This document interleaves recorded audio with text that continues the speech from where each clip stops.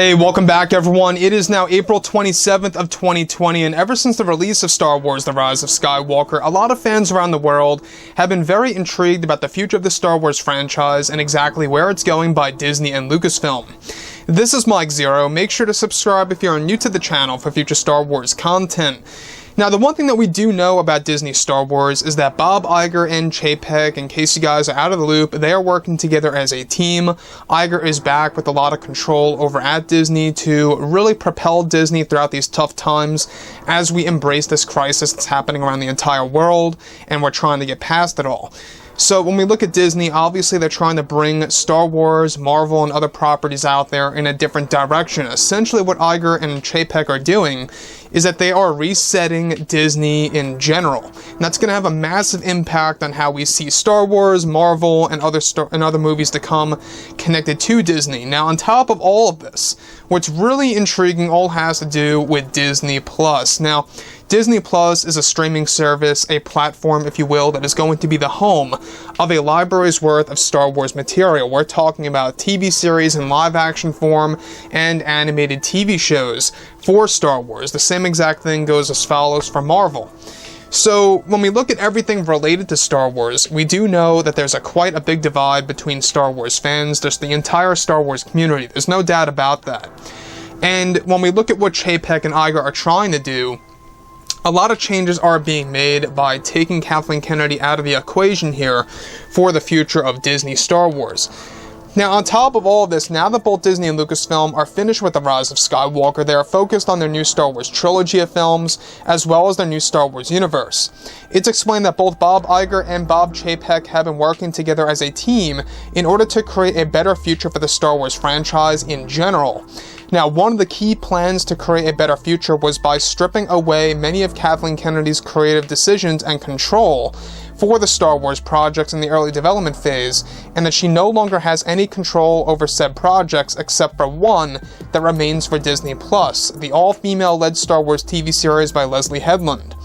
Now, it's noted that Lucasfilm is heading into some difficult times with the Cassian Andor TV series, as they need to begin to do some rewrites to the scripts, where the story, which is set to take place 5 years before Rogue One and A New Hope, will serve as a bridge between the prequels and the originals.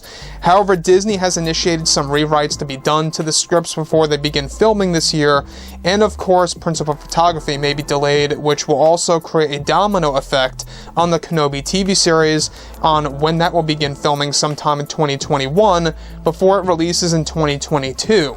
Now, it's explained that the rewrites have to do with taking out all of Kathleen Kennedy's material.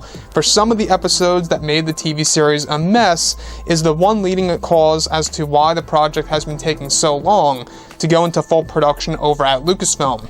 Now, this plan by Chapek and Iger is to ensure that Star Wars can be as successful as it can be for the next 10 plus years to come on Disney Plus and for theaters.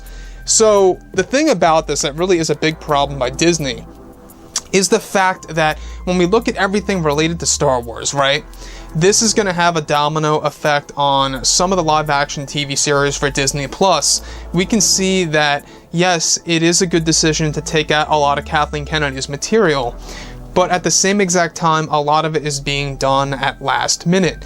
We've seen this already with the Kenobi TV series. It was supposed to be filming literally in 2 months from now, and that was delayed already up until January of next year when they're going to begin filming, which essentially means that they had a secret release date planned for Obi-Wan, which was 2021, the end of the year, which is now pushed to 2022.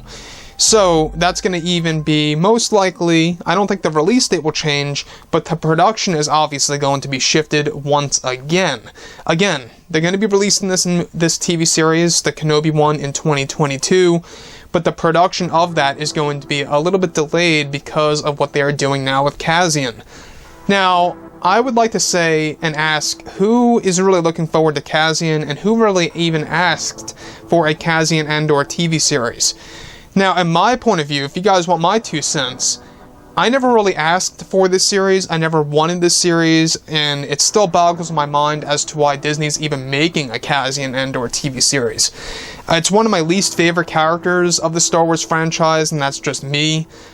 Even of a less favorite character than Jyn Erso of all characters. As much as I love Rogue One, and I do believe it's probably one of the best Disney Star Wars movies out there, I really do believe that Jyn Erso is a more favorable character over Cassian, and not just Jyn though, but it's also some of the other characters out there, like Forrest Whitaker's character, and other characters associated with Rogue One. I actually favor them more over Cassian Andor. Cassian Andor, to me, just didn't have all that much character development, so to speak, to have his own TV series. So it still makes me wonder, you know, whether or not this TV show is really going to be Cassian's TV show. It could very well be, for all we know, a TV show that's going to focus on something else, or a specific conflict, or a specific villain per se, where Cassian is going to be in the background. That could very well be what they're going to be changing it to, for all we know, right? So, like I've said before in the past, you know, guys, let me know what you think about this below in the comments, and if you guys did enjoy the content for today, do make sure to drop a thumbs up on this video to support the channel. I thank you all so very much for the kind support, and I'll catch you guys next time.